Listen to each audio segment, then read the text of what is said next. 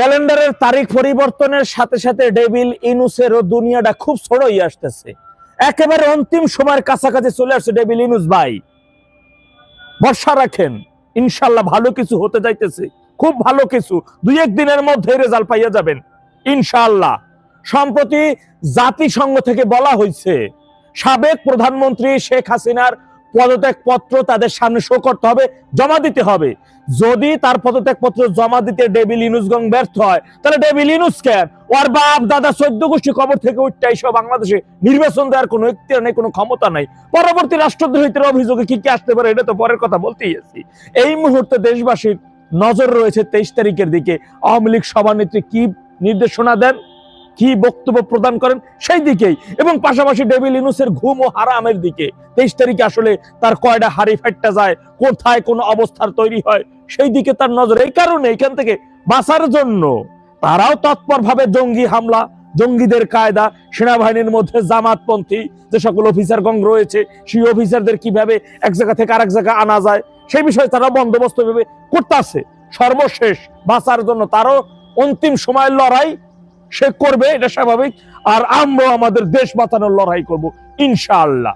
সম্প্রতি সময় আপনারা দেখেছেন আজকে তারেক রহমানের তার নির্বাচনী প্রচারণা সে শুরু করবে। ঠিক এমন সময় গতকালকে আল জাজিরায় আমাদের সজীব ওয়াজেদ জয় সাহেবের সাক্ষাৎকারটা দেখেছেন, কি দুর্দান্ত সাক্ষাৎকার তিনি দিয়েছেন। তার যে একেবারে চরম শত্রু সে ওই সাক্ষাৎকার দেখে প্রশংসা করতেছেন যে তার বসার স্টাইল, তার ম্যাচুরিটি, এবং একের পর এক আল জাজিরার কর্তৃক যে প্রশ্ন তার উপর ছুড়ে দেওয়া হয়েছিল, কঠিন কঠিন প্রশ্ন, সেই প্রশ্নের একেবারে সঠিক পুঙ্খানুপুঙ্খ উত্তর দিয়ে আরেকটি প্রশ্ন ছুড়ে দেওয়া। অনেকে বলতেছেন মুজিব থেকে সজীব, আসলে এখন তাই। সেটি মনে রাখবেন, এই মুহূর্তে আল জাজিরা, রয়টার্স থেকে অনেক শক্তিশালী মিডিয়া ডেভিল ইনুস থেকে সাক্ষাৎকার নেওয়ার জন্য তাকে বারবার বলা হচ্ছে সে অসুস্থ, তার সমস্যা, এই নিয়ে একটু পরে। ডেভিল ইনুসকে বলে রাখি, বলা ঠিক হবে কিনা জানি না, কিন্তু বলে রাখি একটা ফোন আসতেছে, ফোন মনে হয় আসছেও, ফোনটা রিসিভ করিস। ফোনটা রিসিভ করলে গুছানোর একটা সময় পাবি, কিছু প্রশ্ন করা হবে। ফোনটা রিসিভ করলে একটা প্রস্তুতি নেওয়ার একটা সুযোগ আসবে। এমন হইতে পারে যে ফোন চলেও আসছে, বলা যায় না। কারণ আপনারা জানেন কিছুদিন আগে যুক্তরাষ্ট্রের 2 জন সিরিয়ার কূটনীতিক ডেভিল ইনুসের সাথে দেখা করে কিন্তু তারা বিভিন্ন মানে আগামী নির্বাচন কোন দিকে কি হইতেছে। ডেভিল ইনুস বলছে নির্বাচন শেষ, 1 ঘন্টা সে ক্ষমতায় থাকবে না, সে সাথে সাথে পদত্যাগ করবেন, সে তার জায়গায় চলে যাবেন। এদের নানান গল্প। তাকে পরবর্তী একটা প্রশ্ন তাকে ছুড়ে দেওয়া হয়েছিল আওয়ামী লীগকে ফিরিয়ে আনার জন্য, আওয়ামী লীগের উপর বিধি নিষেধ তুলে নেওয়ার জন্য সে কি কি করছে জানে না। সেই প্রশ্নের উত্তর কেমনে দিয়ে কাটাইছে, কিন্তু পরবর্তী সে বলছে আওয়ামী লীগ সভানেত্রীর বলেন আমার পরিবারের গ্রামীণ ব্যাংকের একটা নিরাপত্তার বিষয়টা নিশ্চয়তা চাইছে। এটা জানেন আপনারা, সে কথা আগেই বলছি আপনাদেরকে। একেবারে অন্তিম সময়ে সেরই মধ্যে দেখলাম গ্রামীণ সিমের বা গ্রামীণ ফোনের নামে রাষ্ট্র থেকে 6000 কোটি টাকা নেওয়ার চেষ্টা করতেছে, পায়তারা করতেছে ডেভিল। আমি অনেক আগেই বলছি যে এই নির্বাচনটা সম্পূর্ণভাবে একটা পাতানো নির্বাচন। এই নির্বাচনের আপনার সংসদ নির্বাচনের ফলাফল আগে প্রকাশ হবে না, আগে প্রকাশ হবে গণভোটের ফলাফল, এবং সেই ফলাফলে হ্যাঁ বিজয়ী হবে।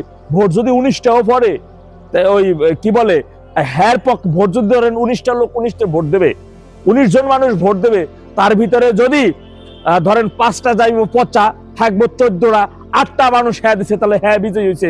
এবং 72 সংবিধান বাদ, এরপরে আবার তার 14-15 মাসের জন্য তাকে থাকতে হবে, এই সংস্কার গুলো করতে হবে, তার বৈধতা চলে আসছে।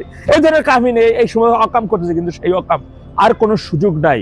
খুব শীঘ্রই দেশবাসী, দেশের সকল নেতাকর্মী, আওয়ামী লীগের নেতাকর্মী 23 তারিখের দিকে নজরে নতুন মানে কিছু দিক নির্দেশনা এবং অনেক ধরনের সেখানে আসতেছেন অফুরন্ত। আমাদের এই মুহূর্তে আমাদেরও খুব এক্সাইটেড হলে চলবে না। মনে রাখবেন, আওয়ামী লীগ সভানেত্রী যত সময় পর্যন্ত না তার কাঙ্ক্ষিত চেয়ারে বসাতে পারতেছি বসবে, তত সময় পর্যন্ত আমাদের দেশবাসীকে সাথে নিয়ে আমাদের এই লড়াই সংগ্রামটা চালিয়ে যেতে হবে স্ব জায়গায়।